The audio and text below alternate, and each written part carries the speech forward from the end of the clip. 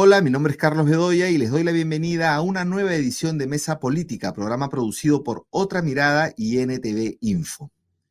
En medio de una escalada peligrosísima en Medio Oriente entre Israel y Hezbollah, que nos pone al borde de otra guerra mundial, en el Perú, un estado fallido para algunos, un ex país para otros, reina el caos, especialmente por la ofensiva de las economías ilegales que han capturado bastantes instituciones o las más importantes instituciones del país, como el Congreso de la República y incluso el propio gobierno. Hoy reinan las extorsiones y el sicariato en Lima y en las principales ciudades del país.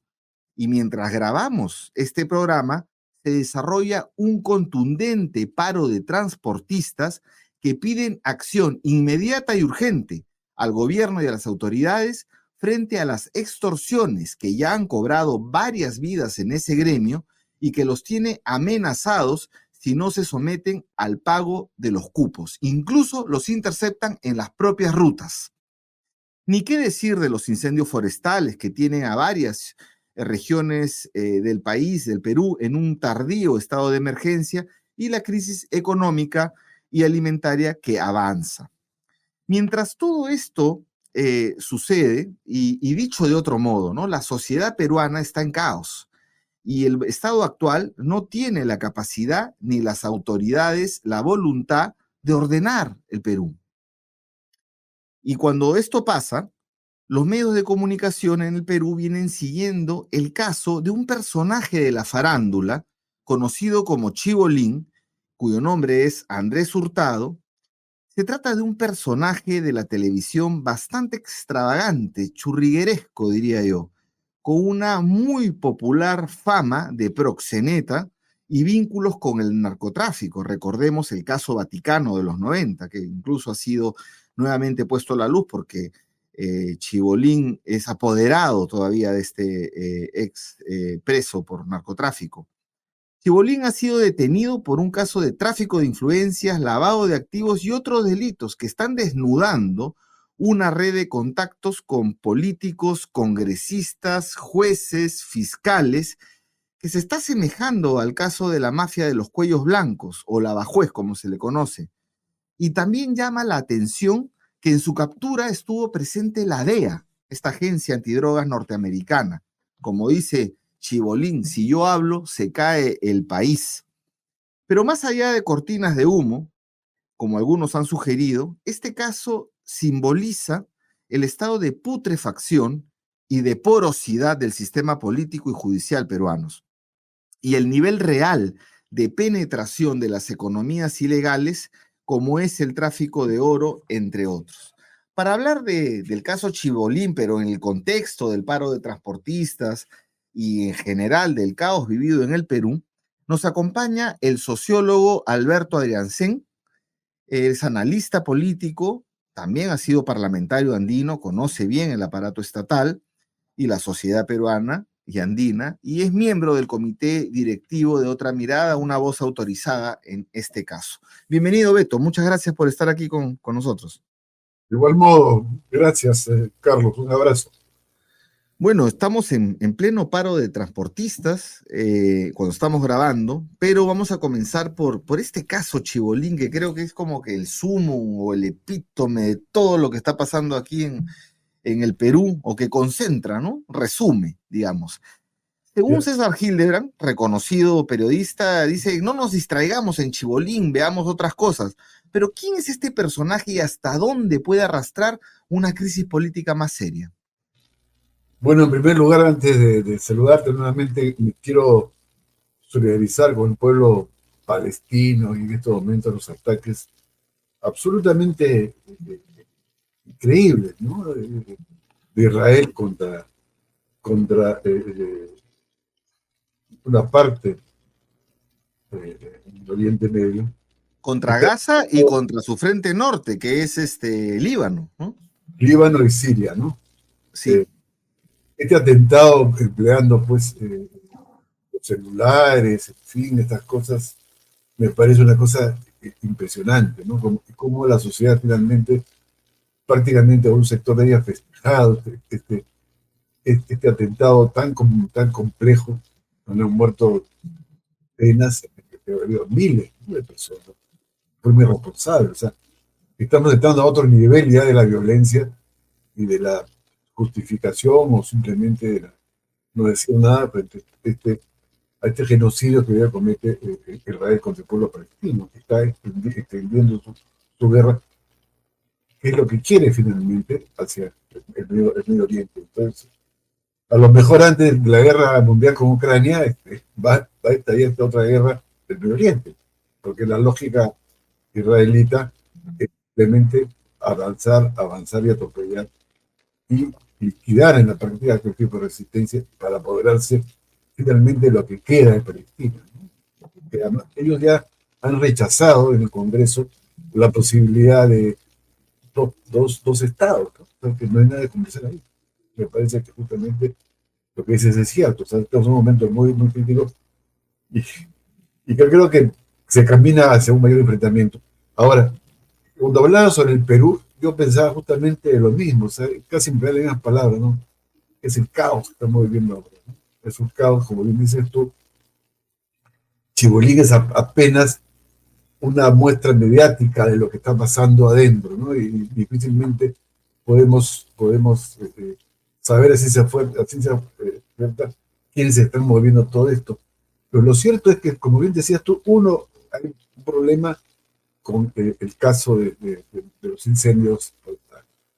Hay este caso de transporte, que de hecho se paso el día que viene a la televisión, que ha sido apoyado por los empresarios. El paro de transportistas, sí, por distintos actores. Y me temo que el siguiente paso es armarse, ¿no? Porque yo a veces tomo mi micro cuando me voy, porque casi no manejo, y me pregunto qué pasa si yo tomo mi micro y sube un tiempo y mata al chofer. Y de casualidad mata a otra persona. Tú te das cuenta que estamos en ese nivel ya prácticamente de preocupación respecto a tu propia seguridad, ya no solamente la seguridad del chofer, ¿no? No, y la respuesta del gobierno es como decir, hagan teletrabajo, ¿no? Así es. Y bueno, esta cosa absurda del gobierno de quejarse en el paro, lanzar a como si fuera los informales hacen teletrabajo, digamos, ¿no es cierto? Francamente, tienes un gobierno que es peor que los chiflados, digamos, ¿no es cierto? Y finalmente, el caso de Chibolín que muestra que hay otro submundo en el país, ¿no? Que o sea que la informalidad con la legalidad han creado otro mundo aparte, absolutamente diferenciado del resto, que tiene sus códigos y se maneja a tu antojo. Porque además está apoyado, como bien dices tú, por el Congreso. El asunto de los transportistas se inicia, en cierta manera, cuando el Congreso aprueba una ley que facilite el tránsito o el transporte informal. Y cuando la aprueba, los informales comienzan a atacar a los formales. Entonces, ya tú resuelves tus problemas mediante la violencia, ¿no? Y una cosa que me parece importante decirlo, comienza a emerger lo que se llama una cultura mafiosa en el país. O sea, esta está definida por la legitimidad que tienen las mafias comunitarias, ¿no es cierto? O sea, que comienzas a verlas bien, o cuando yo viajaba a Colombia y decían, no muere este famoso narcotraficante colombiano, que dieron una novela. Pablo Escobar. Escobar, va a volver Escobar, ¿no? Ya era un mito porque Escobar te hacía Petucuara, un estadio, en fin, estamos ya prácticamente en ese nivel de Estado fallido, ¿no? Porque finalmente el Estado fallido tienes que definir en función de varias cosas. No hay control territorial, no hay legalidad y hay mucha corrupción. Ayer que vi un documental sobre los desaparecidos en México, tú te das cuenta yo no recuerdo un paro, Beto, yo no recuerdo un paro de transportistas que tenga como principal tema es el que nos están matando y por eso se solidariza a las personas, se están solidarizando porque los están matando los choferes y rutas tan importantes como en Lima el famoso Anconero o los chinos que llevan, los chinos en este caso toda la evitamiento panamericana, o sea, cruzan de norte a sur, el Anconero, que es desde Ancón hasta casi La Molina, y esas rutas que son fundamentales, que llevan a miles de personas diariamente, no solamente están parando hoy, ya están parando desde hace rato, no están saliendo, Claro. los matan en la ruta, Hoy los en la amenazan mañana, en la por ruta. ejemplo, salió la captura de unos delincuentes que habían secuestrado a un coreano, que pedían $3 millones. O sea, ¿qué hace un coreano del Perú? No sé, pero y la tasa de crecimiento de delincuencia está, ayer veían en el caso de INE, se está aproximando a la tasa de delincuencia y sospecho que la va a pasar prepandemia. O Entonces, sea, ¿y qué pasa? Están cobrando cupos transportistas a negocios, pero todo, también ahora a casas, más también se aparte, escucha a casas, en ciertos barrios están cobrando cupos a la gente así es. por vivir en sus casas, ¿no? Así también se sumó los bodegueros al paro. Y si te das cuenta, a nivel sindical, el caso de construcción civil, también hay mafia, ¿no es cierto? Cada vez más nos parecemos a Estados Unidos de los 30, el control de los sindicatos por las mafias. Es decir, un momento absolutamente donde el Estado demuestra su absoluta incapacidad. ¿Sí? Y Y además, Chibolín ahora todo el mundo lo niega, ¿no? Y él estaba metido con fiscales, con jueces, periodistas, es una red enorme. pero tú has escuchado cuando se venda la cobita de Yarro con Chebolín, dice tú que eres casi lo máximo, qué sé yo, y La ahora se ha congresista comunicado. así, Narrow, de Realmente, Renovación Nacional, claro, creo. pero lo que yo sí creo que hay una red mafiosa, este, tanto en el Poder Judicial como en la Fiscalía. No me cabe la menor duda, o sea, que no Y sabemos donde que personajes como excede, Chibolín pululan. que excede a los juegos blancos. Esa es mi idea, ¿no es cierto? Ah, es Entonces, mayor que los cuellos blancos esto. claro, esta guerra de comunicados entre el Poder Judicial y la Fiscalía me parece de locos, porque la Fiscalía sacó un comunicado anunciando que se va a allanar la casa de Chevalí y la Fiscalía se queja diciendo que les han malogrado el allanamiento en la práctica. Totalmente. ¿Qué tales Entonces, nexos debe tener Chibolín o cómo lo protegerán a Chibolín? Que bueno, el Poder Judicial saca un Twitter diciendo por si acaso hoy hemos ordenado el allanamiento. así es, así Y es. es como para decirle, Chibolín, por favor, llévate todas las cosas que te van a allanar porque de repente hay jueces ahí metidos, ¿no? Bueno, y si hay Entonces, cosas según parece, ¿no? Porque la casa allanada de Chebolín es donde estaba viviendo. Y los que dicen que han salido cosas de esa casa también allanadas antes. sí, no, los Entonces, vecinos señalan que Chibolín una noche anterior ha sacado maletas de entonces, claro, cantidad. claro, entonces, o sea, Chibolín es, ahora, es un personaje realmente, no sé Grotesco, ¿no? una palabra extraordinario en el sentido de un personaje que ha hecho una novela, ¿no es cierto? Porque tú viste la foto que salió con el presidente de Georgia, Y este presidente totalmente, ahí en esta república ex rusa, ¿cómo se llama? de la Unión Soviética, ¿qué hace? Ex de Unión Soviética, perdón, sí. Claro, ¿Cómo entonces, se llama la? Bueno, él estaba ahí, está, efectivamente, y eso todo indica que es tráfico de armas, ¿no? puede ser efectivamente tráfico de armas.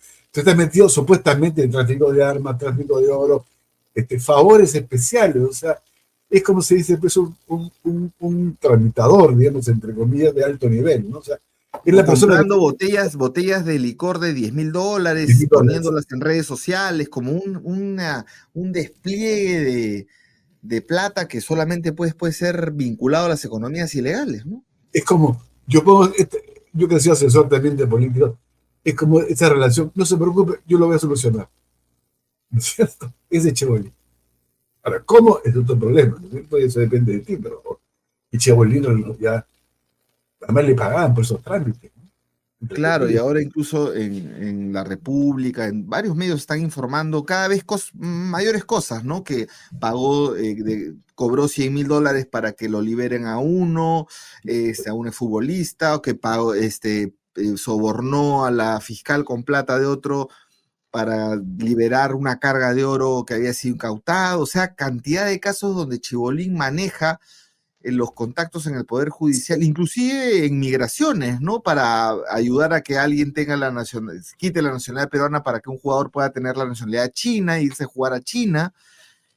Francamente, es un conjunto es como que Chibolín es un nodo de un sistema de corrupción, es un punto Claro.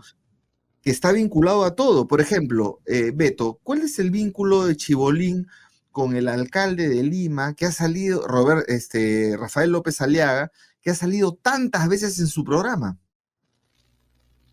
Bueno, ahí es difícil, porque, bueno, López Aliaga tampoco es una persona libre de toda sospecha, ¿no es cierto?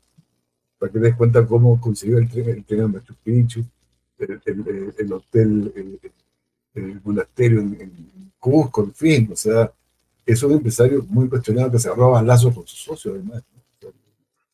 Y yo creo que por ahí también anda él en el sentido negocio, o sea, me parece que, como dices tú, Chebolín es la parte más visible de una estructura mucho más compleja, porque él solo no puede manejar tantas cosas a la vez, ¿no? La demanda que tiene de su figura es tan importante que tiene que tener pues, un equipo de gente, o sea, quién conoce a fulano, cómo me muevo acá, cómo me muevo allá. Entonces, es parte, la parte más visible, la parte más,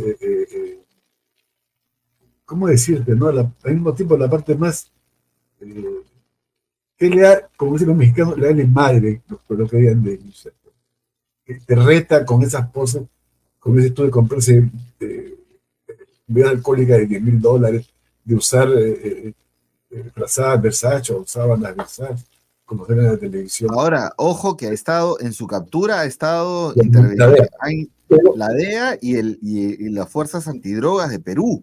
pero Es una decir, pregunta, ¿cómo se le puede pasar a la gente? Y aquí te lo digo ya francamente como yo que soy asesor del presidente. ¿Cómo se le puede pasar a Castillo, a toda la gente que se reúne con los políticos, que no sepan que el señor representa al Vaticano? O sea, o sea, ¿qué estos políticos, qué cosas tienen al costado? O sea, son tan, no sé, ingenuos o sonsos, que ni siquiera se den cuenta que este tipo estaba o está vinculado al Vaticano. Entonces, por lo tanto, y eso es conocido totalmente, ¿no? Él estaba no es que sea, vinculado se le acusaba de ser uno de los testaferros de Vaticano y que en los años 90 él le manejaba las cuentas, le recogía a los sobrinos del colegio y un montón de cosas. Y está el popular desmayo que él tiene simulado en el Poder Judicial. Y ahora, además, en el 2019 ha salido a la luz ahora un poder para manejar todas las cuentas de Vaticano, ¿no? entonces, estos políticos o se hacen los locos o están en la calle, digamos, por el punto de vista de lo que representa su seguridad. O sea, más aún si tienes cargos importantes como ser presidente. Ayer salió que, por ejemplo, Vaticano, Chevoli, le ha enviado a la presidenta una mujer para que la lista mejor. Todo lo que es vestuario, qué sé yo. O sea que Chibolín está vinculado hasta con Dina Boluarte, digamos. Ya estuvo Aparentemente. Entonces, con ha Pedro salido, Castillo, hizo un evento, un acto en Palacio, claro, ¿no? con cheque falso además, yo sé de paso, que Totalmente falso, actuado con niños enfermos de cáncer que eran estos partidos, actores. estos partidos valen medio. Y el Congreso me parece que fue un papel central, porque fíjate, hoy día sale un dato importante en el comercio, su carátula, insiste en el tema del cofre, entre comillas, que era el carro de presidencia de Dina Boluarte, ¿no es cierto? Porque en el fondo detrás de esa campaña el comercio está que supuestamente Dina Boluarte habría trasladado A a Cerrón. Cerrón, a no sé dónde, ¿no es cierto?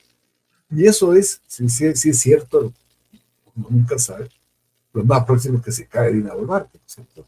A ver, vamos a llegar a eso, pero primero es Chibolín, si tú jalas la pita, jalas la pita, jalas la pita, ¿hasta dónde crees que se pueda llegar? A, bueno, a todos, pues, si todos están implicados, al condecorado por el ejército, va a entrar a ser el presidente, habla con los parlamentarios, Ha asesora sido político. condecorado por el ejército con la más alta distinción que el ejército peruano puede otorgar a un civil y Una nadie posibilidad, sabría, ha ¿no? pagado a alguien para que lo condecoren, es una posibilidad, o estamos frente a un ejército que es como yo digo, los chichiflados, ¿cierto? Entonces, que no regula, que no controla sus vínculos con el exterior. Y en política eso es básico, ¿no? Controlar tus vínculos con el exterior. Pues, tú no puedes permitir que el presidente o a la presidenta, como quieras tú, se junte con un tipo que tiene economía con el Vaticano. Yo te puedo contar en cosas sobre esos temas, ¿no? Cómo tú controlas y cómo vigilas a los políticos para que no estén alejados de todo lo que es corrupción y lo demás. Entonces, yo sí creo que es, uno un submundo que deja como ejemplo el tema, la informalidad legal y ilegalidad es explosiva, y eso tiene que encontrar un tipo de solución. Y el problema que tenemos en la informalidad es un sistema social, desde el punto de vista de que podemos hablar. No es una cosa simplemente derivado como consecuencia del empleo. Es una forma de sociedad, una forma de sociedad que las élites han creado para no justamente juntarse con los de abajo.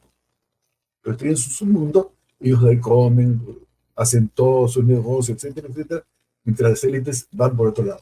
El problema es que ese mundo informal y legal ya comenzó a penetrar desde el punto de vista de la seguridad a las élites. Como dices tú, pues el día que te vean cupo por vivir en Miraflores, en San Isidro, te van a asaltar. Ni siquiera en esos sitios, cupo por vivir en determinados barrios, ¿no? Ya, ese es En otro barrios problema. populares incluso, ¿no? Eso está Que hay pasando. plata, pero hay plata, pues. O sea, desde el punto de vista que hay un sector social que ha acumulado económicamente, ¿no? Ya. Estos, yo que hacía campaña, algún tipo que tenía, me acuerdo, 30 micros en Independencia. Hace años. Entonces, eh, hay un sector social que ha crecido económicamente. Tú vas a Lima Norte y te das cuenta que es una zona económica pujante si la comparas con el sur, ¿no? Pero yo sí creo que también hay dinero abajo, no en el sentido de todo, pero hay gente y que es más fácil desde el punto de vista extorsionarlas y qué sé yo, ¿no es cierto? Entonces, Ahora, Beto, pero hay como que varios factores que están como que moviendo una agenda, ¿no? De un lado, a ver, podríamos poner tres, a ver, todo lo que es los problemas de seguridad, las extorsiones y todo el sicariato que ya estamos viviéndolo día a día. Lo segundo puede ser este escándalo de Chibolín que embarra a medio mundo y fiscales y tal. Y lo tercero, sin contar los incendios forestales, ¿no? Ni la crisis claro, económica. Y lo tercero, el paro de transportistas apoyado por todo el mundo. ¿Tú crees que estos factores combinados con lo que tú señalabas pueden terminar en una crisis que saque a Dina Boluarte del poder? yo creo que estamos en un punto crítico. Creo que te das cuenta hace tiempo ya, hay un sector de medios, yo no sé si quieren tumbarse o exigirle cosas a Dina Boluarte. La, la, Desde el momento que yo digo, tú entras a la casa del presidente derribando la puerta, hay un problema político muy fuerte, ¿no? En ningún Claro. país del mundo sucede eso, ¿no? Claro, Ya. no, pero hay otra cosa también, porque ahora que señalas eso, un poquito antes del escándalo de los Rolex, de los relojes que usa la presidenta, que fueron, que también están ahí en el editorial de Quehacer, que vamos, recomendemos que se lea la revista Quehacer, que edita Beto. Me olvidé de decir que él es editor de esta revista tan importante, una revista digital. Pero un poquito antes de los Rolex, el gobierno había anunciado con bombos y platillos el tema de la austeridad y la política de austeridad. Pero vino el tema de los Rolex, inmediatamente Dina Boluarte para salir de ese tema, ¿qué hace? No tiene mejor idea que reventar la caja fiscal para avalar los préstamos del señor López Aliaga, ¿no? Lo primero. Entregar más plata a Ayacucho, que es una región pobre y tal, pero digamos, para que Oscorima, que es el que le regaló, esté tranquilo. Entonces comienza a hacer unos dispendios de gastos que se vuelan la austeridad tan necesaria con una crisis fiscal que tenemos nosotros, porque el déficit fiscal se viene grande este año también. Entonces yo digo, ¿cuánto nos cuesta mantener a Dina Boluarte en el poder? Con tanto anticucho y con un ministro del Interior que francamente, yo no diría ministrol ya, yo creo que esto está más vinculado a otras cosas, ¿no? Como mucho más peligrosas que simplemente ser un troll, o un troll fujimorista, o alguien que es pico a pico, sino ya alguien más vinculado a cosas más complejas que involucran a los peores elementos de la policía. Entonces, ¿cuánto nos cuesta tener a Dina Boluarte ahí?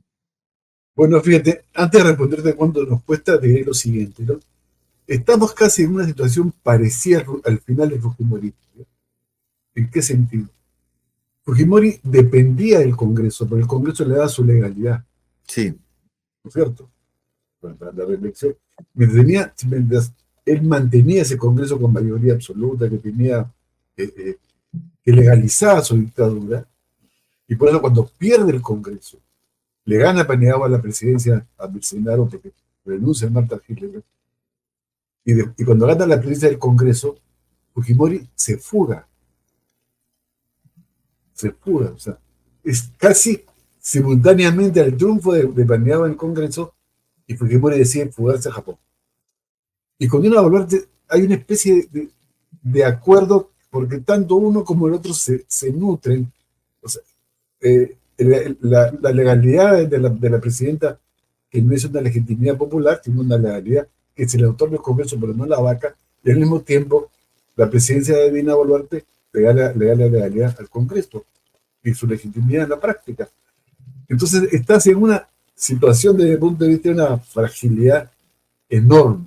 Entonces, como no te puedes tirar al Congreso, la crisis la comienza a asumir la propia Dina Boluarte. Por eso, lo que te decía al principio, esta campaña sobre el cofre de la presidenta tiene mucho que ver con una acusación que puede derivar realmente en una situación crítica de la propia presidenta. Entonces, yo creo que la derecha está evaluando en qué momento o la presiona y qué cosa querrá, o simplemente la va a vacar, va a preparar Claro, pues yo vacancia. te decía esto de cuánto nos cuesta Dina, porque cada crisis que hay, ella tiene que estar soltando cosas, dando ministerios.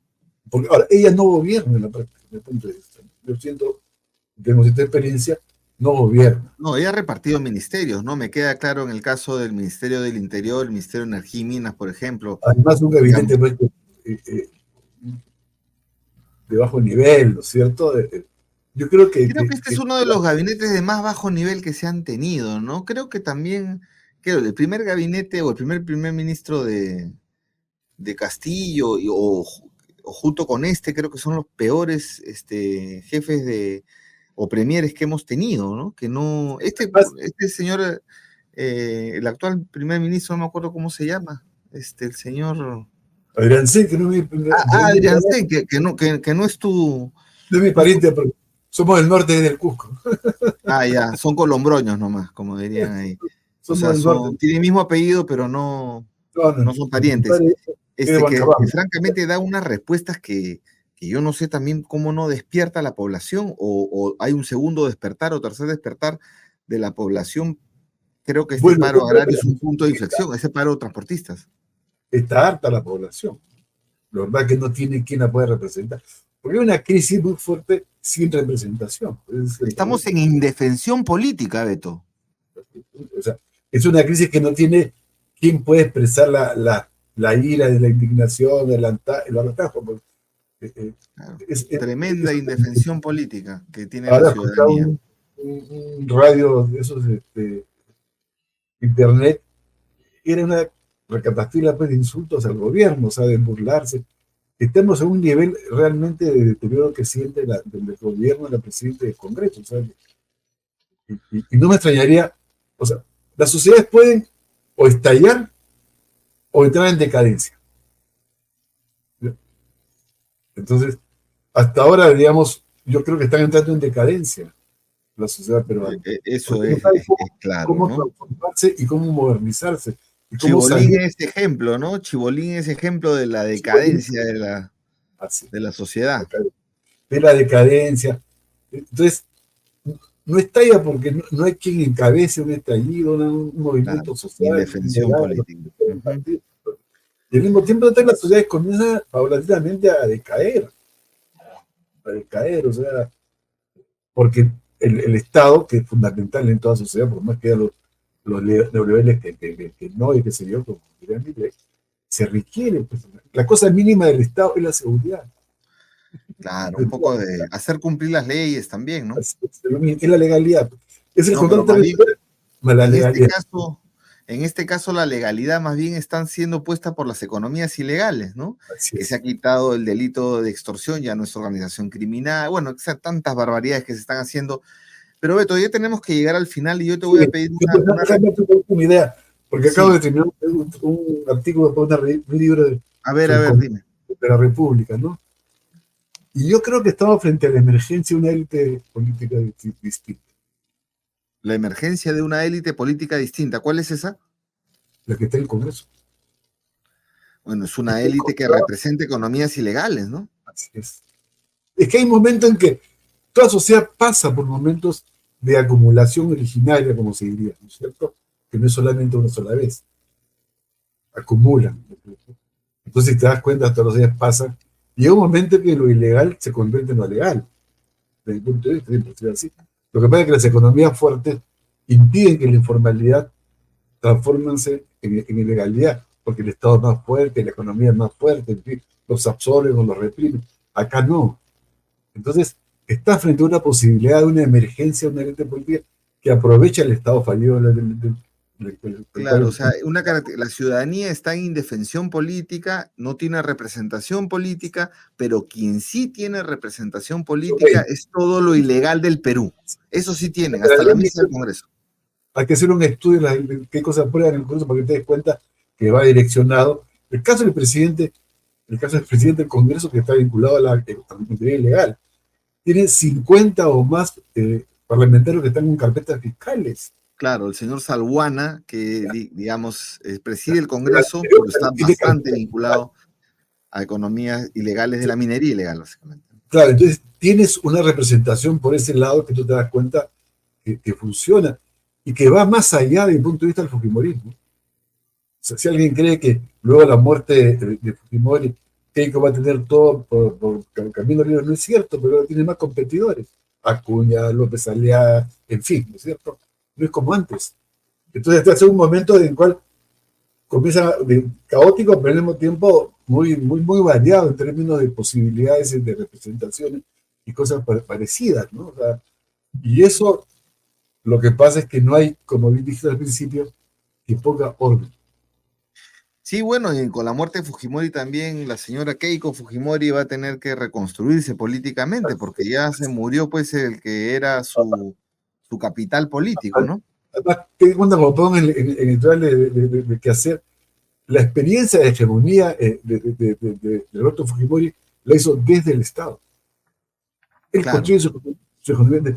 Keiko, ¿dónde la va a construir? Porque va a vivir de una herencia que ya personas mayores y qué sé yo, ¿no es cierto? Entonces, Sí, sí, tiene sí, que... no, la tienen bastante difícil. Beto, sí tenemos que cerrar la entrevista. Yo te pido finalmente una reflexión en este sentido.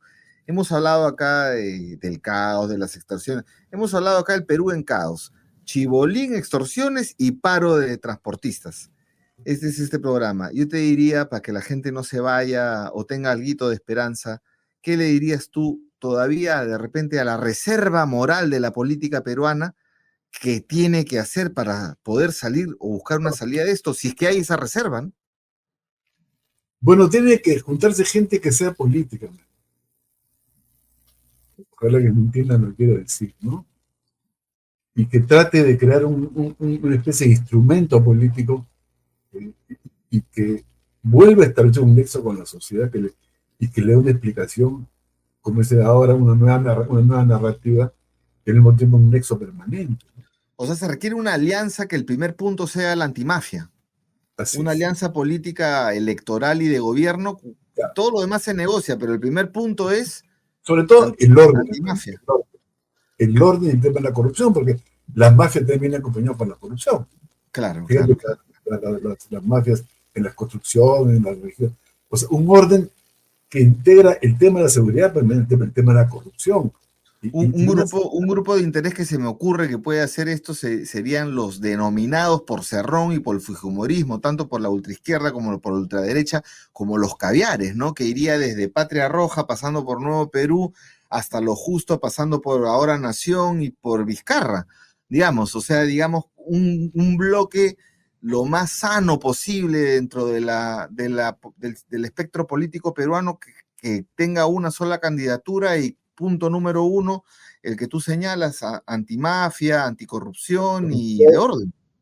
No, y anti-informalidad, porque no podemos vivir con la informalidad, que todos dicen, ahora escuchá, el 80% de informalidad, no puede ser que sigamos con ese rollo, y además que lo vemos como argumento de chantaje, porque tú cuando quieres aumentar el salario mínimo, no, porque si aumenta el salario mínimo, va a crecer la informalidad.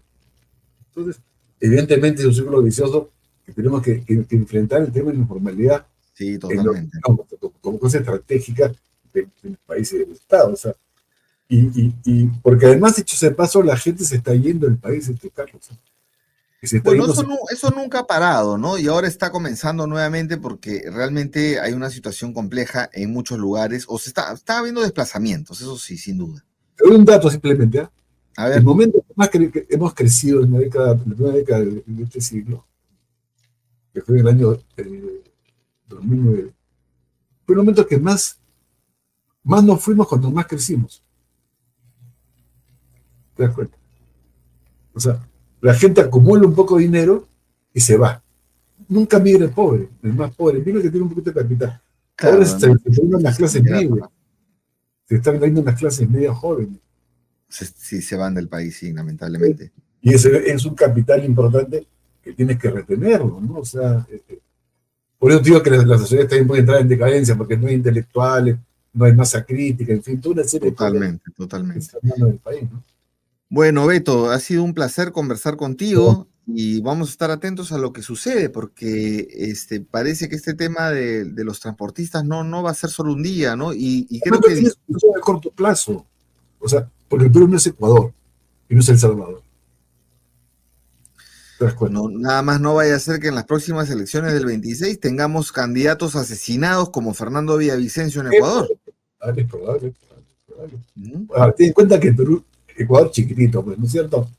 Ecuador es 5 veces más chico que el Perú, más o País menos. chiquito, problema chiquito. País grande, problema grande. Claro, pues, lo dice, voy a construir una cárcel, ¿para qué? Para que somos 30 millones.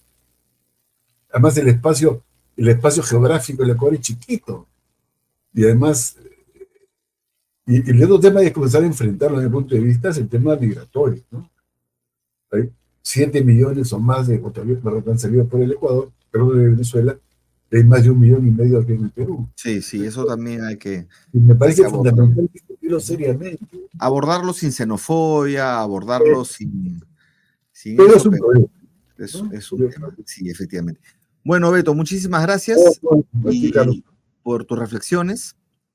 Y con ustedes, amigos, amigas, será hasta otra edición de Mesa Política.